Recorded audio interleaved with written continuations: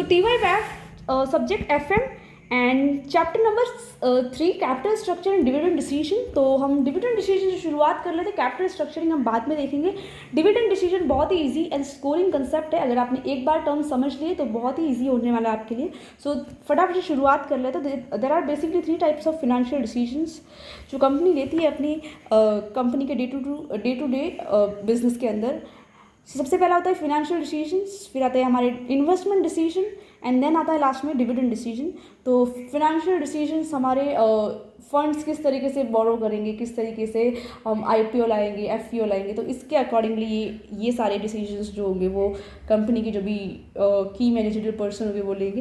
And investment decision, company को fix asset में अंदर इन्वेस्टमेंट करना या फिर शॉर्ट टर्म इन्वेस्टमेंट के अंदर शॉर्ट टर्म इन्वेस्टमेंट करनी, वो सारा जो कैलकुलेशन है वो हम वहाँ देखेंगे। एंड डिविडेंड डिसीजन, तो कैपिटल स्ट्रक्चरिंग के अंदर हम सिर्फ और सिर्फ इन्वेस्टमेंट डिसीजंस के बारे में बातें करते हैं। तो डिविडेंड डिसीजंस जो होगा वो अब हम डिस्कस करने वाले हैं। तो डिविडेंड डिसीजंस के अंदर सबसे पहला तो मीनिंग दे लेता है। तो डिविडेंड का मतलब क्या होता है? तो dividend is that part of profit which company distribute to share holders.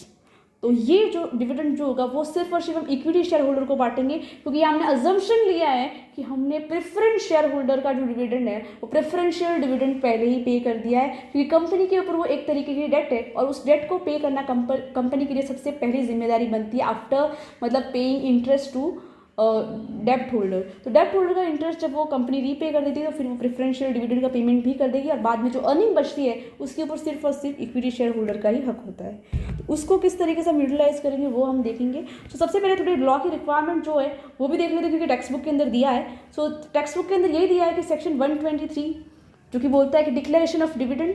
So company जब भी डिविडेंड डिक्लेयर करती है तो फिर कंपनी के ऊपर कहीं ना कहीं डेट बन जाता है, तो कंपनी को कुछ भी हाल में वो डिविडेंड पे करना ही पड़ता है मेंबर्स को। So dividend once declare it can not be revoke, मतलब एक बार डिक्लेयर कर दे कंपनी फिर उसको कैंसिल नहीं कर सकती है।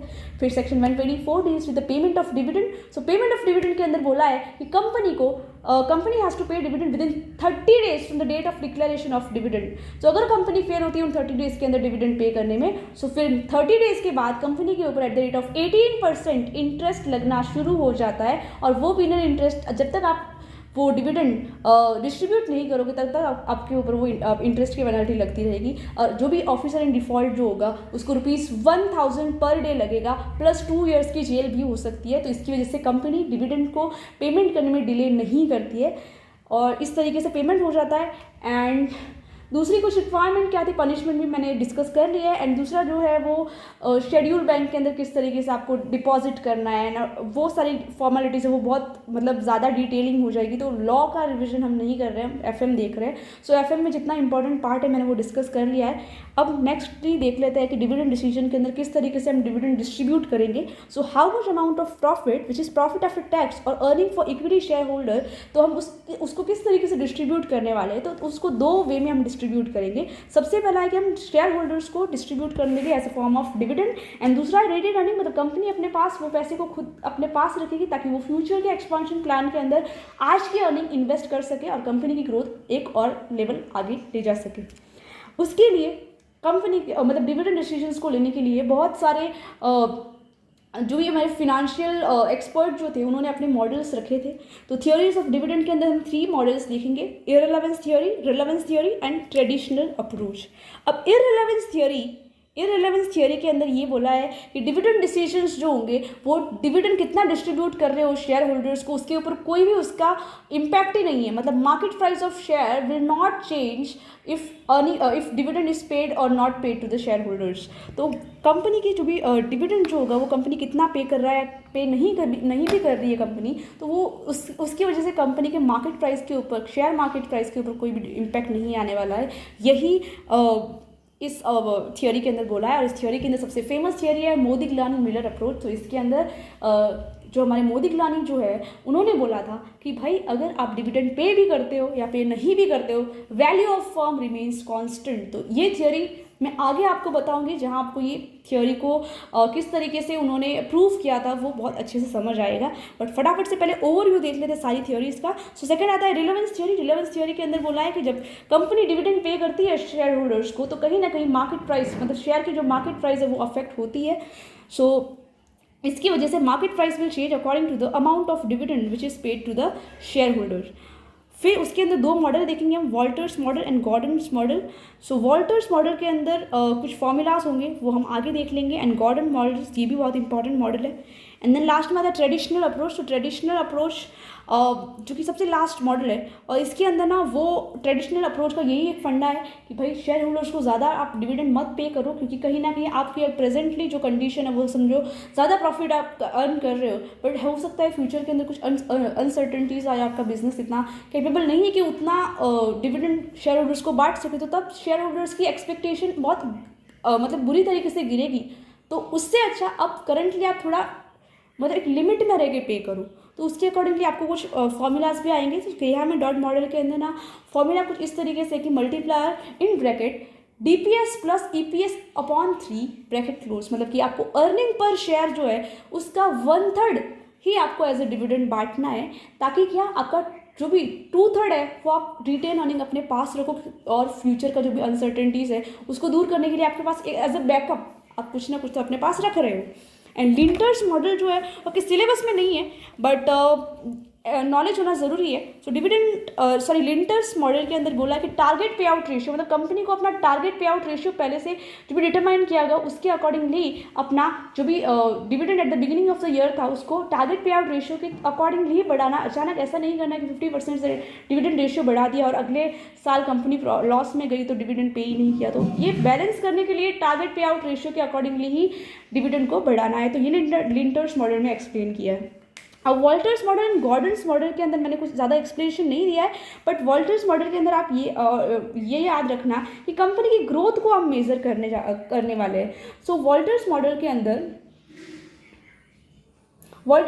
अंदर आपको कंपनी की किस तरीके से आप ग्रोथ मेजर करोगे वो आपको दिया होगा। सो वॉल्टर मॉडल के उसके अजम्पशंस भी होंगे कुछ, बट यहाँ कंपनी ये बोलती है कि अगर आप डिविडेंड शेयर होल्डर्स को करंटली ना पे करो, और वही डिविडेंड अगर आप फ्यूचर में इन्वेस्ट करते हो तो वहाँ करंटली समझो at the rate of 10% dividend आप पे करते हो, और वही अर्निंग आप फ्यूचर में कहीं और लगाते हो तो वहाँ 12% रिटर्न मिल रहा है। तो कहीं ना कहीं शेयर होल्डर्स को वो रिटर्न फाइनली जाने वाला है। तो 10% की जगह वो अगर उनको 12% मिल रहा है तो शेयर होल्डर्स की यहाँ जो वेल्थ जो वो मैक्सिमाइज हो जाएगी। तो इसकी वजह से उनको ज़्यादा बेनिफिट हो, तो इसलिए करंटली डिविडेंड मत पे करो, बट फ्यूचर में वो आप इन्वेस्ट करके जहाँ से रिटर्न कमाओगे वो फिर शेयर होल्डर्स को बांट दो। मतलब कि ऑप्टिमम DPR मतलब optimum dividend pay out ratio जो होगा वो करंटली आपका 0 रखो, ताकि फ्यूचर में आप अच्छा कैश फ्लो शेयर होल्डर्स को बांट सको।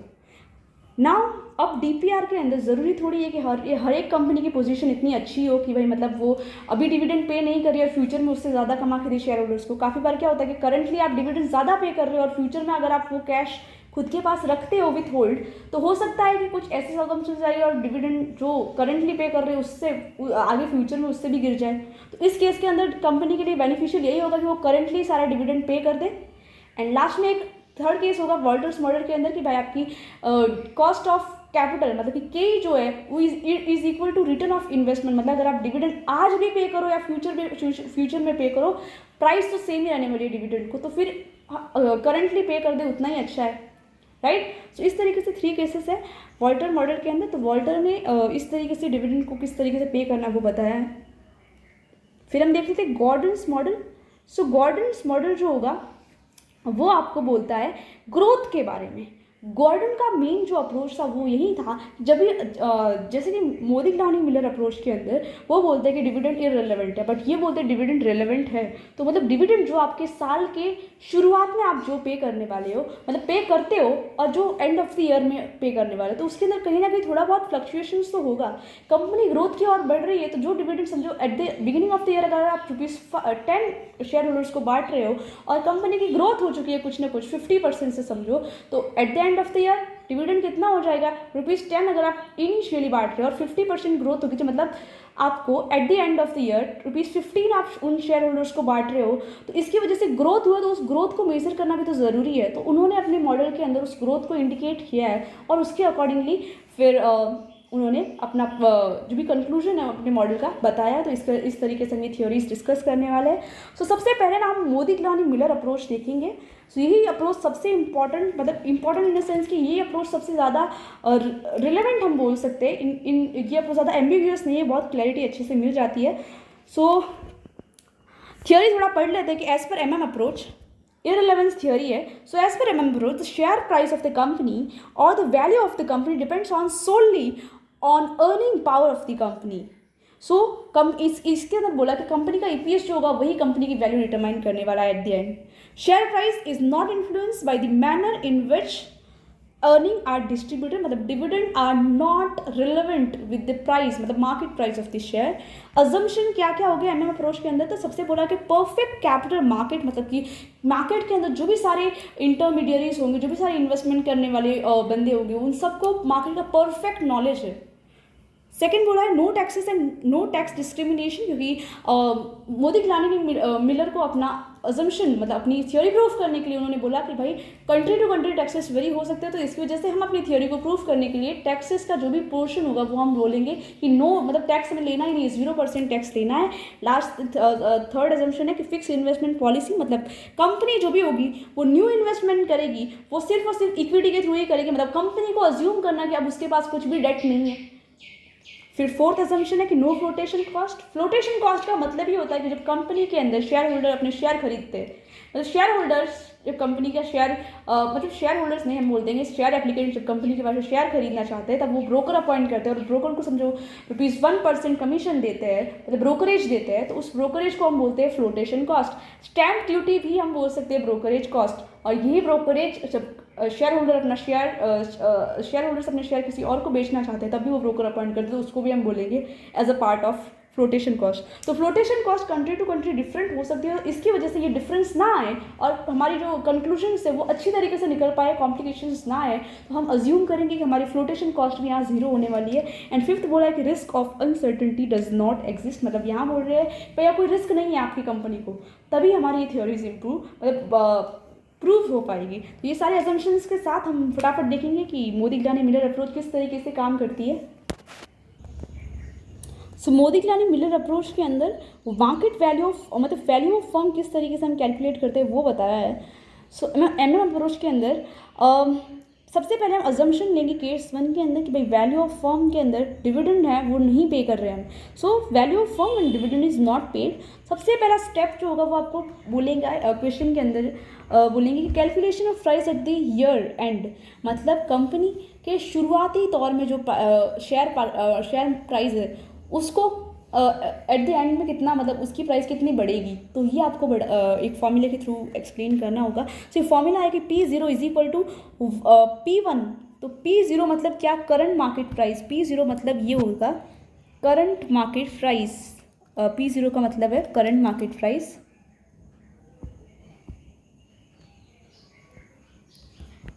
Eight the beginning of the year is equal to P1, मतलब कि आपको एट द एंड कितना मिलने वाला है मार्केट प्राइस वो, plus dividend at the year and upon 1 + KE.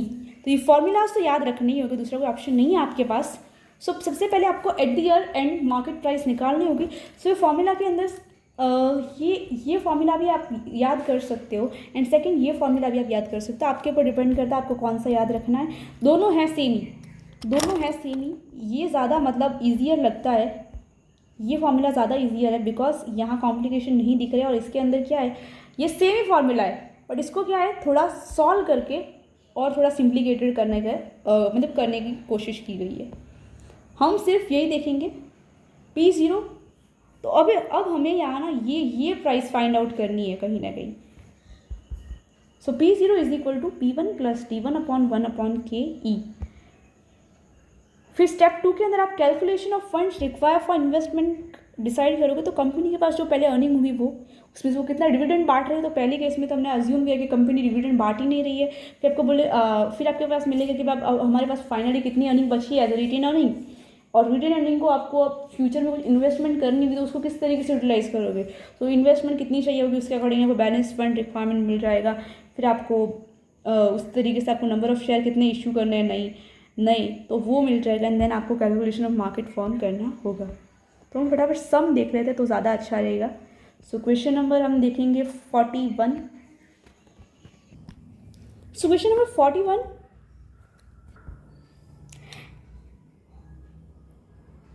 Agent limited belongs to risk class company of which appropriate capitalization rate is at the rate of 10%.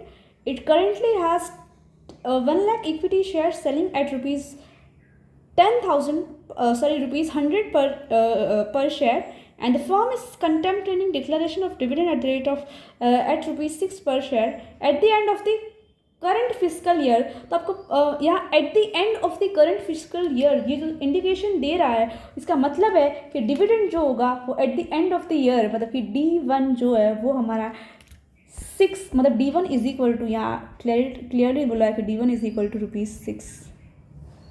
फिर बोला है आगे कि current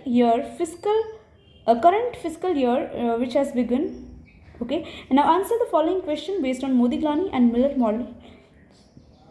So what will be the price of share at the end of the year if dividend is not declared? सबसे पहले आपको dividend not declared find out करना है। फिर बोला है कि what will be the price if dividend is declared, मतलब second case जो होगा वो, and assuming the price firm pays dividend which has net income of 10 lakh and makes investment in 20 lakh during the year, how many shares must be issued? तो number of share calculate करना है। सबसे पहले इस ये जो हमारी दिया हुआ है इसके अंदर हमें फाइंड आउट करना होगा कि ये क्या है, के ही है, ये है क्या, के। अब क्वेश्चन के फॉर्मूला के ऊपर आ जाते हैं, एंड ये जो हमारा है ना eight the beginning of the year price है, इसको हम बोलेंगे P0, क्योंकि आपको ये currently it's selling is share currently, मतलब क्या ईयर शुरुआत, मतलब eight the beginning of the year company की शेयर प्राइस इतनी है ₹100। तो अब हमारे स्टेप्स जो है वो हम देख लेंगे। तो मैंने फटाफट सम सॉल्व किया हुआ ताकि हमारा टाइम वेस्ट ना हो।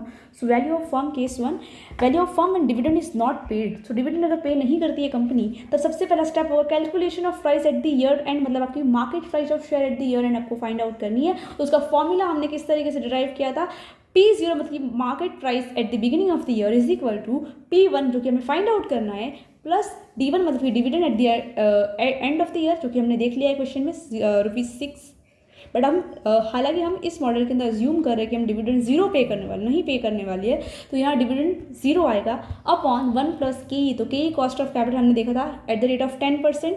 सो इस तरीके से D1 हमें D0 हमें पता था तो हमने 100 वैल्यू पुट कर दिया एंड इस तरीके से हमने सारी वैल्यूज़ को पुट करके P1 को 110 निकाल दिया है। सो share price at the end of the year हमें मिल चुका है यहाँ स्टेप 1 के अंदर कि 110 रुपये market price of the share रहने वाली है।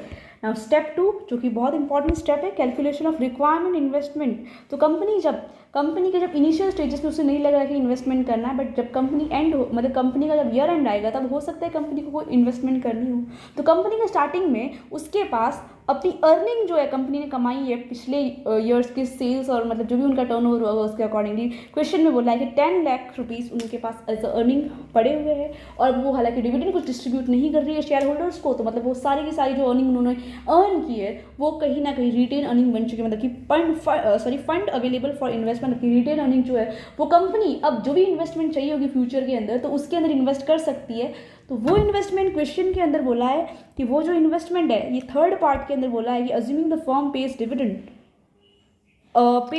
And has net income of this. और ये सब छोड़ो, ये तो हम लास्ट पार्ट में देख लेंगे। इसमें इंपॉर्टेंट सेंटेंस यही है कि कंपनी ने न्यू इन्वेस्टमेंट है वो 20 लाख की करी है at the end of the year, right. So हमारे पास फंड है कितने 10 लाख और कंपनी को इन्वेस्टमेंट करनी है 20 लाख रुपीज़ की एट द ईयर एंड। तो मतलब अभी हमें स्टार्टिंग में ही फंड की रिक्वायरमेंट कितनी है, हमें 10 लाख फंड कहीं ना कहीं और रेज करने होंगे। तो इसके लिए हम क्या कर सकते हैं, हमारे पास सिर्फ एक ही सोर्स है। हमने पहले एजम्पशन लिया था कि हम डेट इशू नहीं कर सकते हैं, सिर्फ और सिर्फ इक्विटी शेयर ही हमें इशू करना ही हमारे पास ऑप्शन है। तो इसके लिए थर्ड स्टेप आता है कि number of equity share to be issued for balance fund which is required for making investment of ₹20 lakh. तो उसके लिए हमें सिर्फ और सिर्फ 10 लाख रुपीज़ की ज़रूरत है। तो इसके लिए हम बैलेंस फंड कितना चाहिए 10 लाख। तो 10 लाख ये अब कन्फ्यूजन हो सकता है कि ये अमाउंट यहाँ की है या यहाँ की है, यहाँ आई हुई। बिना कोई कन्फ्यूजन के ये अमाउंट जो है, ये अमाउंट लास्ट वाली ये बैलेंस अमाउंट है वही हमें इस फॉर्मूले के अंदर यहाँ लगानी है। तो 10 लाख अपॉन हमारी current market price at the year and हमने कितनी फाइंड आउट करी थी, तो ये फाइंड आउट करी थी हमने यहाँ, तो ये वाली प्राइस हम यहाँ लिख देंगे। सो ये यहाँ आप ऐसे कैलकुलेट करोगे तो आपको नंबर ऑफ शेयर मिल जाएंगे कितने 9091 शेयर्स। अब इस शेयर्स को, अब ये शेयर्स तो मिल चुके हैं, हमारा क्वेश्चन का सेकंड पार्ट भी यहाँ ख़त्म होता है। एंड अब हमें देखना है कि भाई हम राइट है कि नहीं। तो ये वेरिफिकेशन पर्पज़ के लिए हम इसकी वैल्यू भी, मतलब वैल्यू ऑफ फॉर्म वेरिफिकेशन के लिए ही है। तो वेरिफिकेशन के लिए हम ये सिर्फ स्टेप कर रहे हैं, तो स्किप भी कर सकते हो, बट हमें खुद को अश्योरेंस रहे, इस वजह से हम वैल्यू ऑफ फॉर्म को भी कैलकुलेट कर लेते हैं। तो value of form is equal to N. N का मतलब क्या है, जो शेयर्स हमारे पास पहले थे, पहले मतलब कि ईयर की बिगिनिंग में थे, बिगिनिंग ऑफ द ईयर में जितने शेयर थे वो सारे शेयर को हम बोलेंगे एन। एन वन मतलब क्या, एंड ऑफ द ईयर में कितने आपके पास शेयर है वो। ई फॉर ईपीएस आप कितना अर्न कर रहे हो, एंड आई फॉर इन्वेस्टमेंट आपको कितनी करनी है, इन्वेस्टमेंट आपको कितनी करनी है वो। तो इस तरीके से आपको इन्वेस्टमेंट की अमाउंट, अब आपको और डाउट होगा यहाँ कि इन्वेस्टमेंट की अमाउंट कौन सी लेनी है, क्योंकि हमारे पास तो बहुत सारी इन्वेस्टमेंट की अमाउंट आ चुकी है। तो यहाँ ध्यान रखना, ये जो इन्वेस्टमेंट है, ये जो आई है, ये अमाउंट हमें हमेशा हमेशा ये अमाउंट लेनी है, which is total amount of fund require for investment. तो इसका आप कैलकुलेशन इस तरीके से करोगे कि पहले हमारे पास 1 लाख शेयर थे, अब नए शेयर इशू करने हैं 9091 शेयर्स इंटू 110, जो हमारी current market price at the year and हमने फाइंड आउट की है स्टेप 1 के अंदर। फिर प्लस हमारे पास अर्निंग थी इतनी 10 लाख रुपीज़ की, जो क्वेश्चन के अंदर दिया है, क्लियरली मेंशन किया है कि भाई कंपनी इतना कमा रही है, कितना 10 lakh rupees net income 10 lakh. तो हमने भी यहाँ फिर 10 लाख इनकम लिख दिया है। एंड फिर कंपनी ने न्यू इन्वेस्टमेंट की है कितनी 20 लाख की, वो भी क्वेश्चन के अंदर दिया है कि company has made this 20 lakh investment. तो वो हमने यहाँ माइनस कर दिया, डिवाइडेड बाई 1/1। तो आपकी यहाँ market value of firm at the year beginning, आपकी ये मार्केट वैल्यू आ रही है। अब ये मार्केट वैल्यू जो आई है, अब हम दूसरी अप्रोच से जब सॉल्व करेंगे तब भी यही आनी चाहिए, राइट। तो तब भी यही आएगी, तभी हम बोल सकते हैं कि भाई मिलर के जो भी मतलब मोदी गिलानी मिलर के जो भी अजम्पशंस थे, उनकी थ्योरी जो थी वो एकदम करेक्ट थी। तो इसके लिए हमें फिर से यही पार्ट हम सेकेंड मेथड से भी सॉल्व करेंगे। सो सेकेंड पार्ट के अंदर हम अज्यूम करेंगे अब डिविडेंड पे कर रही है कंपनी। सो कंपनी अब डिविडेंड पे कर रही है, सो क्या करेंगे हम सबसे पहले, तो यहाँ अब हम यहाँ अज्यूम करेंगे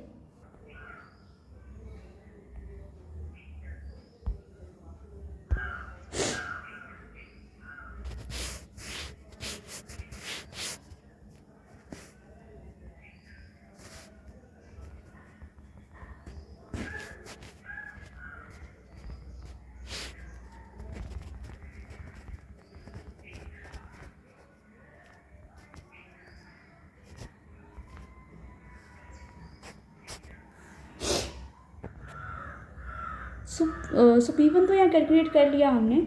नाउ विल सी किस तरीके से हमारी इन्वेस्टमेंट की रिक्वायरमेंट है क्वेश्चन के अंदर। सब कुछ सेम है, कंपनी ने अर्न किया है 10 lakh profit,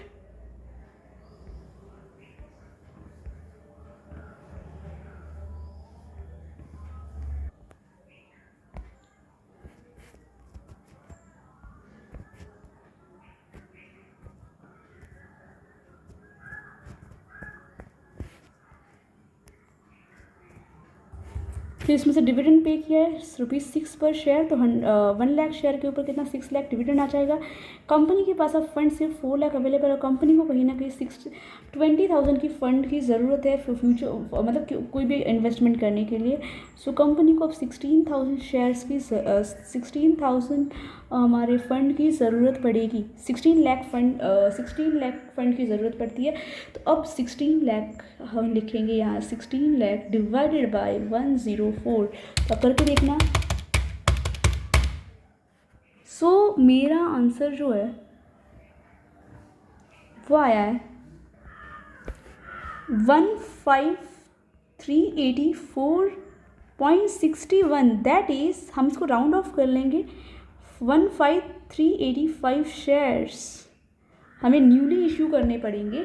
so value of firm हम कैलकुलेट किस तरीके से गए, पहले हमारे पास कितने थे 1 लाख शेयर, अब हमने कितने इशू करने हैं 150,385 शेयर इंटू 104 प्लस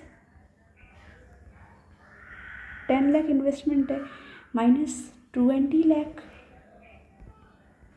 करोगे डिवाइडेड बाय 1.01, तो आंसर आएगा यहाँ 10 लाख रुपीज़। कुछ परफेक्टली यही आंसर आने वाला है। सो वैल्यू ऑफ फर्म अगर आप यहाँ देखते हो एंड वैल्यू ऑफ फर्म आप यहाँ देखोगे, दोनों ही अप्रोच में, चाहे आप डिविडेंड पे करो या डिविडेंड पे ना करो, आपका वैल्यू ऑफ फर्म दोनों ही अप्रोच में सेम आने वाला है। तो मिलर की जो थ्योरी थी वो कहीं ना कहीं अपने कंक्लूजन पे पहुँच चुकी है। तो उनकी जो इररिलेवेंस थ्योरी थी वो यहाँ प्रूव हो चुकी है। अब क्वेश्चन का लास्ट पार्ट बाकी है। लास्ट पार्ट में बोला है कि assuming that the company page dividend and has net income of 10 lakh and market price or makes new investment of 20 lakh during the year, how many number of share must be issued? So इसका third part हम इस book में से ही देख लेते हैं। इसमें कुछ भी नहीं दिया है ज़्यादा कुछ, मतलब इतना ही दिया है कि आपको नंबर ऑफ शेयर्स जो होंगे जो कंपनी के शुरुआत में थे और जब कंपनी अब न्यूली कुछ शेयर्स ऐड करेगी, तो ये जो सारे न्यूली ऐड शेयर्स है इसको अगर हम उसकी market price at the year and जो हमने फाइंड आउट की उसके मल्टीप्लाई कर लेंगे तो हमें कंपनी की जो वैल्यू ऑफ फर्म है वो 1,20,000 1,20,000 दोनों ही अप्रोच में सेम मिलने वाली है। तो हमने eight the beginning of the year value of firm count किए तो फिर 10 लाख आई है, और अगर हम एट द ईयर एंड हम काउंट करेंगे तो फिर हमारी भी 120 लाख आ जाएगी। सो इसके साथ 41 क्वेश्चन नंबर एंड होता है। 42 क्वेश्चन नंबर मैं आपको इतना डिटेलिंग नहीं करा पाऊंगी। 42 क्वेश्चन के अंदर भी कुछ ज़्यादा खास दिया नहीं है। क्वेश्चन के अंदर बोला है कि Mehta has 1,60,000 shares outstanding and the market price of the share eight the beginning of the year ₹10 दिया है। तो मतलब आपको कहीं ना कहीं इंडिकेशन मिल चुका है कि आपके पास P0 आ चुका है। Now the company expected net profit of 4,80,000 during the year and मतलब कि आपको नेट इनकम दी है, ये ईयर नेट इनकम दी है। एंड फिर बोला है कि एंड द कैपिटलाइज रेट मतलब कि KE = 20%, तो KE भी मिल चुका है। And company is considering dividend at the rate of 1% पर ₹1 पर share for the current year eight the year and of the year current year at the end of the year. So what if price of share dividend is what will be the price per share if dividend is paid and dividend is not paid? So basically आपको यहाँ वही approach जो हमने previous question में की थी वही आपको कैलकुलेट करनी है। एंड ये जो फालतू की ये जो सारे फॉर्मूलाज है ना, ये आप फॉलो मत करना, आपको वही फॉर्मूला फॉलो करना है जो मैंने स्टेप 1 के अंदर लिख के दिया है, which is P0 = P1 + D1 upon 1 + K। P0 में पता चल चुका है ₹10। P1 हमें फाइंड आउट करना है। D1 अगर हम डिविडेंड नॉट पेड लेते हैं तो यहाँ 0 आएगा एंड कॉस्ट ऑफ कैपिटल तो 0.20 है। तो इसको फाइंड आउट करोगे तो P1 की वैल्यू कितनी मिलेगी? अगर हम 0 अज्यूम करते हैं पहले में, सो 10 × 1.2 विच इज़ ₹12। एंड अगर हम सेकेंड केस के अंदर अगर डिविडेंड हम पे करते हैं तो P0 हमारा 10 का 10 ही रहने वाला, डिविडेंड पे कर रहे हैं 1 + 0.2, तो यहाँ हमारा आंसर आएगा क्या? ₹12 माइनस ₹1 = P1। सो यहाँ देगा P1 = 11। Not a big deal, very simple. Question number 43 के अंदर एक बार बोला है डिविडेंड पेड, फिर दूसरी टाइम बोला dividend is not paid and how many shares must be issued if investment is there. तो मतलब सब कुछ सेम ही फॉलो करना है। एंड आपको एक प्रोफॉर्मा याद करना होगा जो कि मतलब ये दोनों अप्रोच जो है जो मैंने कैलकुलेट किए, तो ये दोनों की ये प्रोफॉर्मा आप याद कर लोगे ना, स्टेप्स कुछ भी डिफरेंस नहीं है, स्टेप्स सेम ही रहने वाले। सिर्फ और सिर्फ डिविडेंड पेड जो होगा वो अमाउंट जहाँ डिविडेंड नहीं पे किया है वहाँ आपको सिर्फ 0 लिखना है, और जहाँ डिविडेंड पे किया वो क्वेश्चन आपको स्पेसिफाई करेगा कि आपको ये अमाउंट लिखनी है। तो उसके अकॉर्डिंगली ये मोदी गिलानी अप्रोच यहाँ ख़त्म होती है। एंड परफेक्टली मैंने आपको सारे एग्जाम्पल्स करवा दिए है, तो आप एक बार गो थ्रू कर लेना, बहुत ईजिली आप समझ पाओगे। अब एक नया मॉडल जो है वो हम एक बार देख लेते हैं फटाफट। सो गॉर्डन्स मॉडल, तो इसके गॉर्डन्स मॉडल के अंदर भी कुछ अजम्पशंस होंगे, और उनके मॉडल के अंदर जो भी अजम्पशंस है वो उनसे पहले उनकी थ्योरी जानना बहुत इंपॉर्टेंट। तो गॉर्डन ने बोला था कि जो आप अज्यूम करते कि dividend at the beginning of the year आप जो पे करते हो और eight the end of the year दोनों सेम तो नहीं होने वाले, तो उनके अंदर कुछ ना कुछ ग्रोथ भी हुई होगी, क्योंकि कंपनी इस 1 ईयर के ड्यूरिंग उनके मतलब कंपनी की परफॉर्मेंस काफ़ी अच्छी भी रही होगी तो काफ़ी बार उतार चढ़ाव मतलब फ्लक्चुएट होती रही होगी परफॉर्मेंस, तो उसको मेज़र करना मतलब कि ग्रोथ परसेंटेज के अंदर ही आप डिविडेंड भी पे करोगे ना, तो इस वजह से गॉर्डन ने अपने मॉडल के अंदर बोला कि आप डिविडेंड पे करते हो तो आपको डिविडेंड को उसके ग्रोथ रेट के साथ मल्टीप्लाई करके आपको पे करना होगा, मतलब ग्रोथ रेट को कंसिडर करके dividend at the year and को आपको कैलकुलेट करना होगा। सो अजम्पशंस उसकी थ्योरी के अंदर यही थे कि भाई firm has all equity firm is all equity firm, मतलब फर्म के अंदर जो भी फिनेंसिंग है वो इक्विटी शेयर्स के थ्रू ही हो रही है, and investments to be finance only through retain earning, मतलब जो भी आप इन्वेस्टमेंट फ्यूचर में करने वाले हो तो उसके लिए आपको रिटेन अर्निंग जो है जो मतलब डिविडेंड जो शेयर होल्डर को बांट दिया उसके बाद जो भी पैसा बचा हुआ है वही आप सिर्फ इन्वेस्टमेंट के लिए यूज़ कर सकते हो। एंड यहाँ आर मतलब कि return on investment, and K मतलब कि cost of capital which is remain constant, so B for retention ratio and G for growth rate.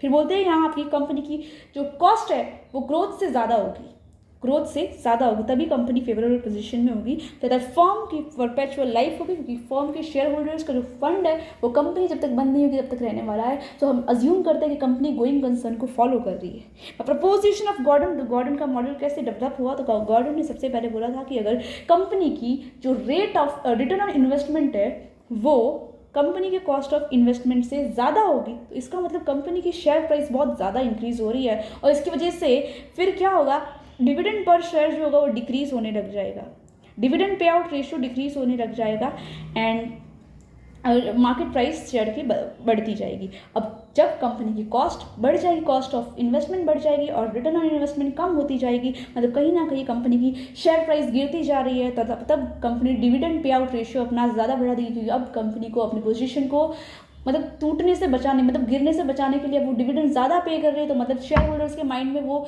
ऐसा इंस्टेंस ला रही है, मतलब उनको इतना इन्फ्लुएंस कर रही है कि भाई हमारी कंपनी में ज़्यादा डिविडेंड पे कर रहे हैं हम, तो हमारी कंपनी में इन्वेस्ट करो, ताकि कंपनी की जो वर्किंग कैपिटल की रिक्वायरमेंट होगी या फंड्स की जो भी रिक्वायरमेंट है वो फुलफिल हो जाएगी, और शेयर होल्डर्स को भी अपना इक्विटी मतलब रिटर्न ऑन इक्विटी ज़्यादा मिले। तो इस तरीके से DPR बढ़ा देंगे जब प्राइस कम हो रही है शेयर की, और जब शेयर की प्राइस बढ़ती जा रही है तब DPR घटा देंगे, ताकि शेयर होल्डर्स मतलब फिर कंपनी के शेयर्स के डिविडेंड के ऊपर फोकस ना करते, उनकी मार्केट प्राइस के ऊपर फोकस करें। एंड ऐसा भी हो सकता है कि जीरो ग्रोथ, कंपनी के शेयर प्राइस में कुछ ग्रोथ ही नहीं हुई हो ड्यूरिंग द ईयर।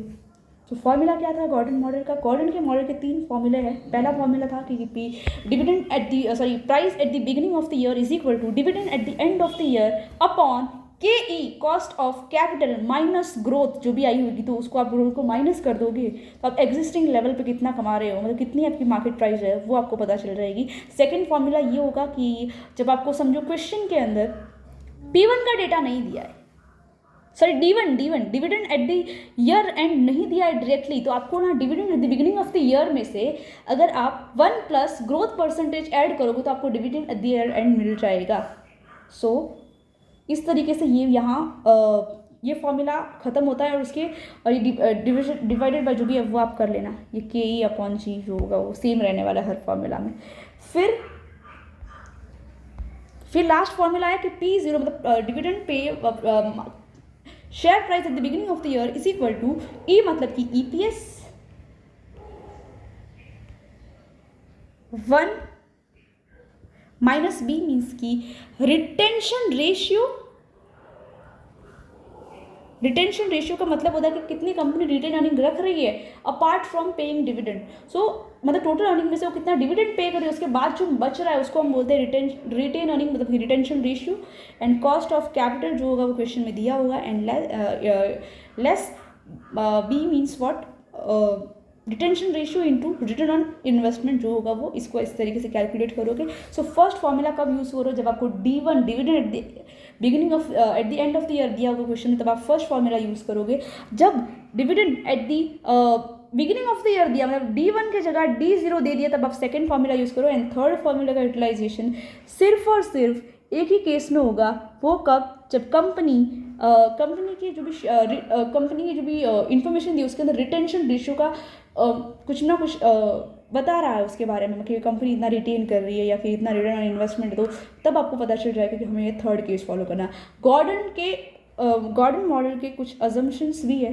क्या क्या अजम्पशंस थे? कि firm has no debt and internal rate of return remains constant, KE remains constant, मतलब डिस्काउंटिंग रेट आपका कांस्टेंट रहने वाला है, the growth rate remains also constant, K is greater than growth, all investment are funded through retain earning only, and यही सारे basic assumptions है. So note when the data of EPS मतलब earning per share and the retention ratio is given in question which is B. So in that question you have to follow formula number 3 of Gordon model. So इसके साथ Gordon model का ये approach खत्म होता है, and हम next session के अंदर गॉर्डन मॉडल अप्रोच के ऊपर ही हमने पूरी की पूरी नेक्स्ट जो सेशन होगा वो सम्स के ऊपर फोकस करेंगे, एंड सम सॉल्व भी कर लेंगे पूरे के पूरे. एंड ये 2 सेशन के अंदर ही आपका डिविडेंड डिसीजन का चैप्टर मैं पूरा खत्म कर दूंगी. एंड जो भी आपकी क्वेरीज होगी वो आप मुझे टेलीग्राम पे मैसेज कर सकते हो, ग्रुप के अंदर आप डाल देना जो भी आपकी क्वेरीज है. तो जो भी डाउट्स होंगे मैं वो आपको सॉल्व करके भेज दूंगी. एंड आई होप सो आपको ये लेक्चर हेल्पफुल रहा होगा, एंड आपको अच्छा लगे तो प्लीज़ लाइक एंड आपके दोस्तों के साथ भी शेयर करना. Thank you so much for watching the video.